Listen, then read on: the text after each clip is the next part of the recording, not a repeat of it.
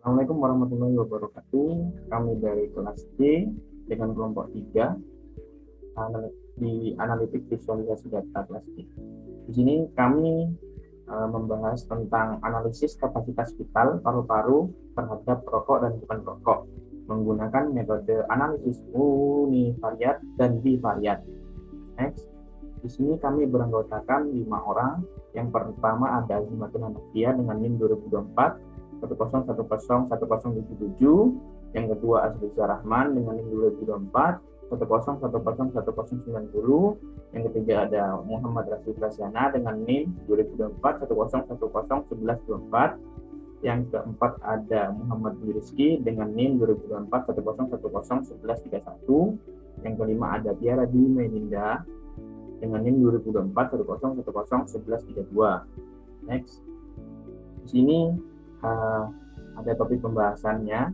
Yang pertama yaitu abstrak, yang kedua pendahuluan, yang ketiga metode, dan yang keempat hasil pembahasan. Yang kelima ada simpulan dan saran. Nah, untuk yang pertama yaitu abstrak. Kapasitas paru-paru merupakan kemampuan paru-paru untuk menampung udara. Kemampuan ini berbeda untuk setiap individu. Kapasitas paru-paru manusia secara normal sangat tergantung dengan kebiasaan hidup, usia, indeks massa tubuh, dan riwayat penyakit pada saluran pernafasan. Tujuan dari penelitian ini yaitu untuk mengetahui perbandingan kapasitas vital paru-paru bagi perokok dan bukan perokok berdasarkan gender dan umur. Untuk metode analisis data yang kami gunakan yaitu dengan metode analisis univariat dan bivariat.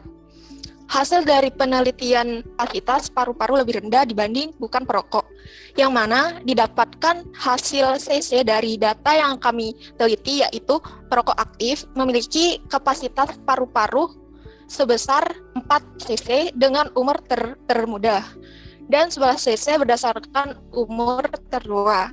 Nilai tersebut menunjukkan bahwa kapasitas paru-paru perokok memiliki volume yang lebih rendah, serta perbandingan kapasitas paru-paru bagi perokok berdasarkan gender, yaitu terbukti bahwa perokok wanita memiliki kapasitas paru-paru lebih rendah daripada perokok pria. Serta faktor usia juga mempengaruhi kapasitas paru-paru bagi perokok dan bukan perokok. Nah, selanjutnya yaitu pendahuluan. Pada era modern sekarang ini, banyak orang yang memiliki pola hidup yang tidak sehat.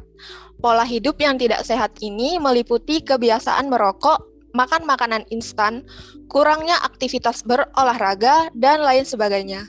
Kebiasaan ini berdampak pada kesehatan, salah satunya yaitu merokok, yang berdampak pada kesehatan paru-paru, yaitu dengan berkurangnya fungsi kapasitas paru-paru dan mempengaruhi aliran udara pernafasan.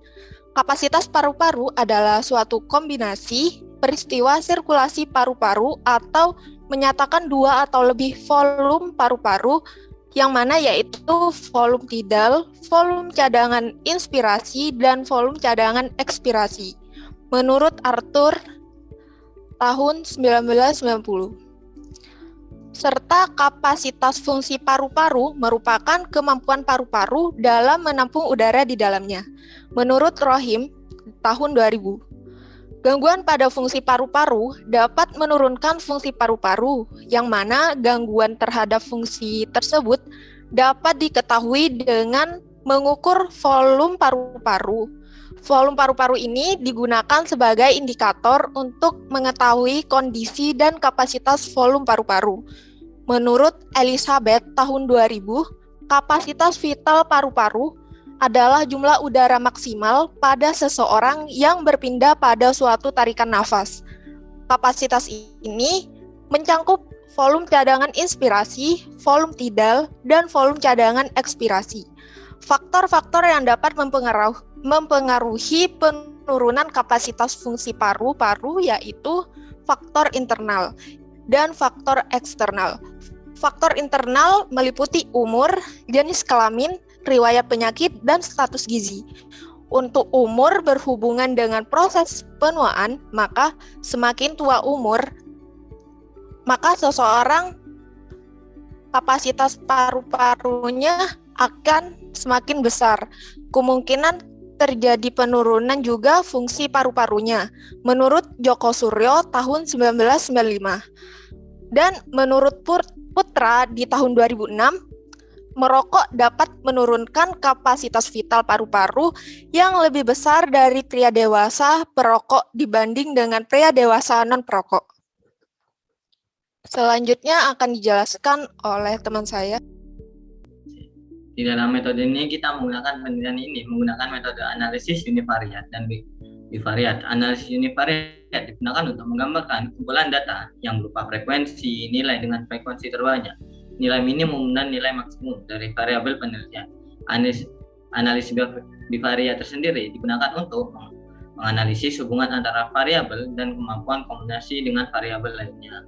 Dan di sini terdapat diagram lingkaran, yaitu perbandingan data yang kami bandingkan yaitu antara perokok dan bukan perokok. Menurut data yang kami amati dalam diagram lingkaran tersebut, di sini terdapat 10,6% perokok dan 89,4% bukan perokok. Dan kapasitas paru-paru merupakan kemampuan paru-paru untuk menampung udara. Jadi kapasitas paru-paru yang bukan merokok lebih besar daripada kemampuan perokok yang tidak merokok. Jadi, dan di sini juga ada diagram lingkaran perbandingan perokok antar gender. Berdasarkan data berikut disimpulkan bahwa perokok dengan gender perempuan lebih dominan daripada perokok dengan gender laki-laki. Seperti data tersebut, yaitu yang mana dengan perbandingan 57% untuk perempuan dan 42,9% untuk laki-laki. Dan pada bar plot tersebut, kita dapat mengatakan bahwa pria yang tidak merokok lebih banyak jumlahnya jika dibandingkan dengan bukan perokok, dan begitu pula dengan wanita yang tidak merokok lebih banyak daripada bukan perokok. Kita juga dapat mengatakan bahwa non perokok jumlahnya lebih banyak daripada orang yang merokok.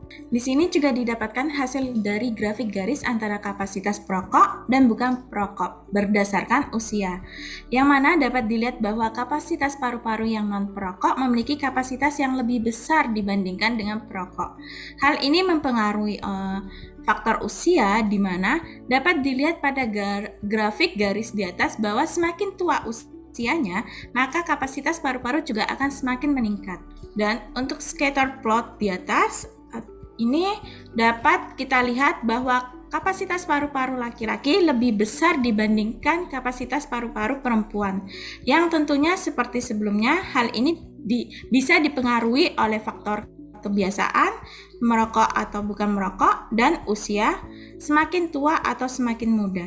Lalu bisa kita lihat pada gambar nomor 4 bahwa perbandingan kapasitas paru-paru usia muda dan usia tua jarak antara 10 sampai 19 tahun memiliki perbedaan yang dapat kita lihat bahwa semakin tua usia, semakin besar kapasitas paru-parunya.